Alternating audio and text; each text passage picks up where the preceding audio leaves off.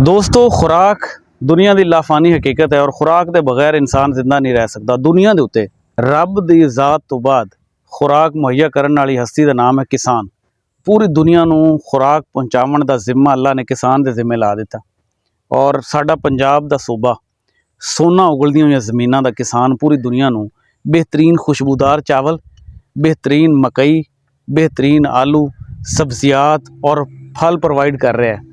हुकूमत पंजाब ने तारीख साज कदम चुकया और बैंक ऑफ पंजाब दे नाल हत्थ च हत्थ पा के किसान की मदद वास्ते मैदान दे विच उतरे और 5 लाख किसानों नूं 150 अरब रुपए दे बगैर सूद तो कर्जे देने का ऐलान कर दिता। ये बहुत वड्डा प्रोजैक्ट है। उहदे वास्ते जिहड़े एलीजिबल लोग हैं, छोटा जिमीदार जिंदी 12.5 एकड़ या इस तो घट जमीन है, वो बंदा बगैर सूद तो आसान कर्जा लै सकता है। हुकूमत पंजाब तो बैंक ऑफ पंजाब के इस प्रोजैक्ट का नाम रखा गया किसान कार्ड।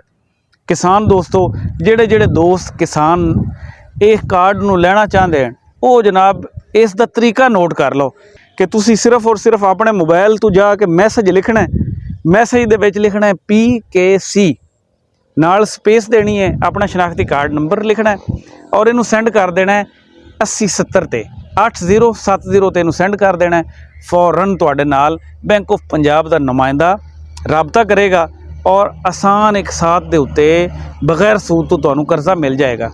1 एकड़ का कर्जा मुतयन किया है उन्होंने 30,000 रुपया। किसान वीरो देर ना करो, जल्दी नाल अपने मोबाइल के उत्ते मैसेज लिखो PKC, अपना शनाख्ती कार्ड नंबर लिखो तो सेंड कर दो 8070 ते और तुहाडे नाल नुमाइंदा हुणे ही राबता करेगा।